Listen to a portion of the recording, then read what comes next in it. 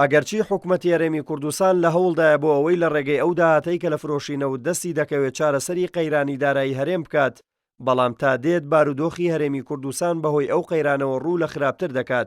ئەوەش لە کاتێکدا ماوەی 2 ساڵە بودجەی هەرێم لەلایەن بەغداوە بڕاوە و هاوڵاتیانیش ڕوبەڕووی ئاستەنگی دارایی زۆر بوونەتەوە. سەرۆکی لیژنەی دارایی و ئابووری پەرلەمانی کوردستانیش ڕای دەگەێنێت حکوومەتی هەرێم کەوتۆتە دۆخێکی ئابووری واوە کە دەرچوون لێی زۆر زەحمەتە، بەتایبەت لە ئێستادا کە بەهۆی شکستێنانی کەیسی داناغازەوە دەبێت حکوومەت لە ماوەی کەمتر لە 1 مانگدا بڕی 2 ملیار دۆلار بداتە کۆمپانیای ناوبراو. عەزیز سابیر ڕەخنەی ئەوەش دەگرێت کە هەموو ئەوانە بەهۆی ناشەفافی پرسی نەوتەوەیە و وەک پەرلەمانتار هیچ زانیاریەکیان لەو بارەیەوە لا نییە. موچەی 3 مانگی فەرمانبەران هێشتا نەدراوە و زیاتر لە 20 ملیار دۆلار حکوومەتی هەرێم قەرزارە.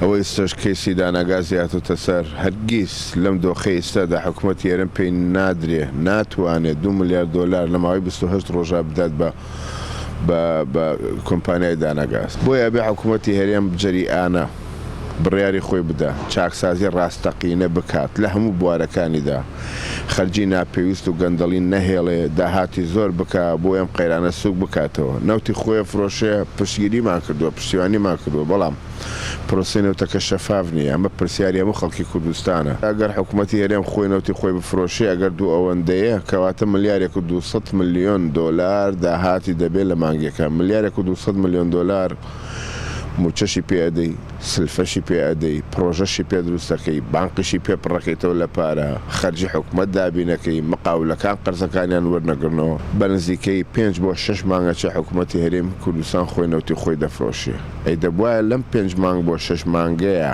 20 سەلماندایە کە دۆخەکە تۆزێک باشتر بۆ خراپتر نەبووە. جاران 2 موچە دواکەوت بوویستەوە خەریکابێ بۆ 4 بەندە 10 ڕۆژی تری بچێتە سەر 5 مانگە موچەم بنەگرتو.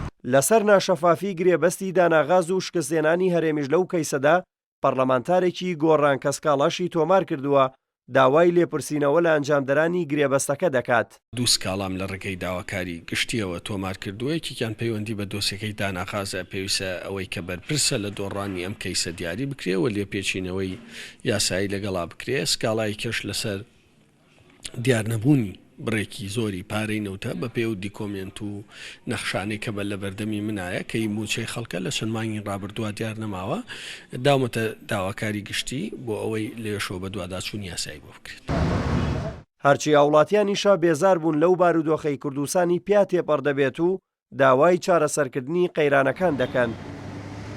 ڕاستی خەیرانی دارایی بۆ هەموو کەسێک ناخۆشە لە وڵاتی ئێمە شاخاستن لە ماڵی شاتۆ ئەگەر خێرانی دارایت بوو هەموو شتێکت لە ماڵەکە بە تەواوەتی بۆ ناچێتە سەر. داواکارم لە ئەمانەیە کە جڵی دەسەڵاتی ئەمە دەستەوەیە بیل لە شتێکی تر بکەنەوەیانە کە بتوانن وەزی ئەم میلەتە چاکترکەن. بەڕاستی یعنی ژیان بەو شێوەیە ناڕۆبەڕێەوە. هەرێمی کوردستان لە ئێستادا تەنها پشت بەداهاتی کەرتی نەوت دەبەستێت و نەیتوانی وەکەرتەکانی پیشەسازی و کوشتوکاڵ و گەشت و گوزار و بواری وەبەرهێنان وەک پێویست بکاتە بنەمای ژێرخانی ئابووری وڵات. ئەوەش بە بۆچوونی شارەزایان ئایندەی ئابووری هەرێمی کوردستان دەخاتە بەرمەترسی گەورە. وەزیری سامانە سروشتەکانی هەرێمی کوردستان ڕای دەگەیەنێت ئەو داهاتەی لە ڕێفرۆشی نەوتی هەرێمەوە دەستیان دەکەوێت دوو هێندەی ئەو داهاتەیە کە بەغدا ڕەوانەی کوردستانی دەکات.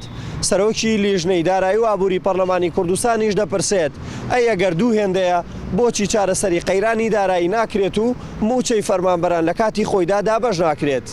دلێر کەمال کورساد نیوز، سلێمان.